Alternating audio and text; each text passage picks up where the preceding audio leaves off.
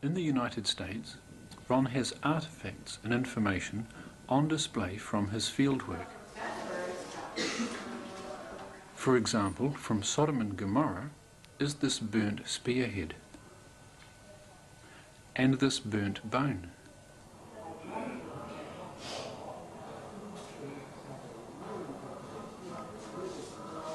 From the Red Sea crossing site is a horse's hoof, and from Jerusalem are items found at the crucifixion site.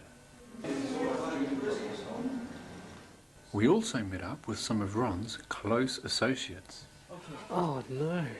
Hey! Maybe wait in the car. That's what I thought. You wanted to honestly getting over something from a few days ago. Are you videotaping this? I am now. Okay, good. Okay, what this is it's a stalactite, which is approximately 11 to 12 inches long. And this was the stalactite that was hanging down in front of the chamber, or the entrance into the chamber where Ron first entered and found the Ark of the Covenant. And he broke it off, and you can see where it's broken right here. If you can get that in the proper light, you can see where it's broken off. He broke that off so that the little Arab boy that was with him could get into the chamber. And of course, I believe later, if I remember the story correctly, he had to enlarge the hole a little bit so he could get in. But this is the stalactite from that cave. Now tell us what this is. Let me put this away. The seal stone that was in the cross hole that we believe held the cross of Christ. And they used these seal stones to plug the hole when it wasn't being used, so that in between uses it wouldn't fill up with debris and everything, because then you couldn't get anything in it. And a 12-inch square hole would be very difficult to dig the debris and everything out. It was approximately about 2.5 feet deep. I think it was 28 inches, something like that. Okay. Do you know which way up it went? Was it this way up or believe this way up? I believe it was like this, and the reason I say that is because you can see the seepage here. It's kind of a concretion where it was sitting like this in the moisture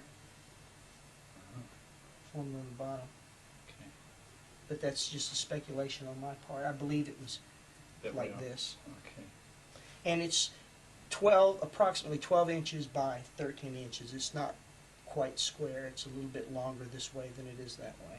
And that fit securely in the hole so that the Yeah, in cross... fact, on the video, you can see it sitting in the hole. Okay. I believe in one of the video shots. So the upright beam for the cross, that's about the rough dimensions it would have been. Would have been approximately, yeah, probably about 12 by 12. Okay. Ron's work in Turkey led to government recognition of the site of Noah's Ark. Ron has some significant artifacts from this site. This is deck timber that was taken from near the back of Noah's Ark. Ron found this on the radar scan, and they dug it up. It's been tested. It contains organic carbon, which is consistent with what you find with petrified wood. Now, one of the unique things about this, if we can get it in the light just right, this is actually a piece of deck board that's been laminated. There are 3 separate layers. You can see one right here. There's a larger center section, and it's a little darker in color, and then a bottom section here. 3 different layers.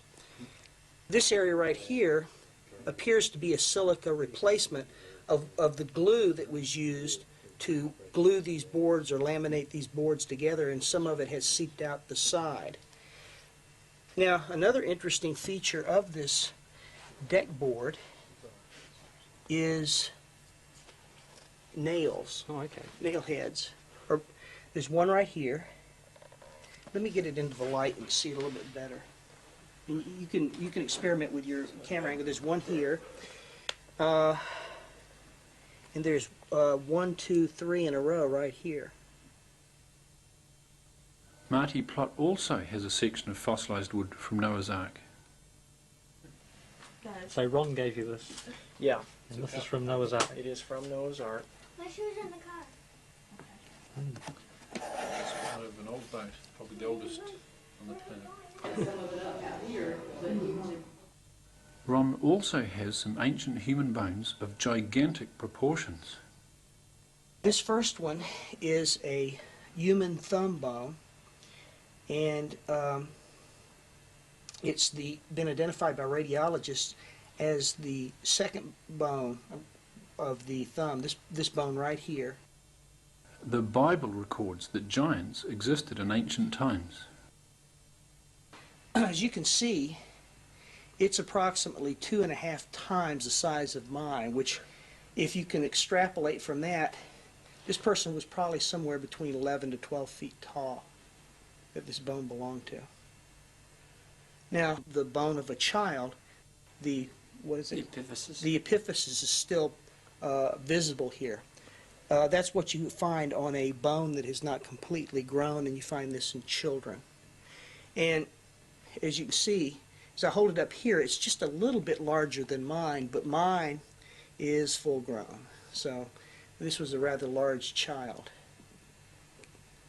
Now, this third specimen, unlike the other two, is petrified. And this was found near the Tower of Babel, and it has been identified as a human toe bone, probably from the big toe. And as you can see, it's quite large. It's bigger than any toe. This would just be one of 2 bones in the toe, so you're talking about a toe that's probably 6 to 7 inches long. That was a big toe. That was somebody with a very big foot. From Noah's Ark, Ron retrieved a metal alloy rivet. What this is a rivet that was found in association with Noah's Ark. What's 2 remarkable things is you can see the edge of the plate right here, where it ends. And you can also see part of the head of the rivet, and where, as Ron says, it was struck while it was hot, and the hot metal flared out and made it larger than the hole so it wouldn't slide back through plate. When I was over there in June of '97, Andrew Jones and I found and photographed actually a whole plate with 2 rivets in it that had rust stains all around them. You know, we have that on both photograph and video. And these things are real, and they look very, very similar to this. This is a very distinct separation here. In fact, I imagine you would still see it if you chipped some of this matrix material off. But you see it's broken. And here's some broken pieces of it right here, see?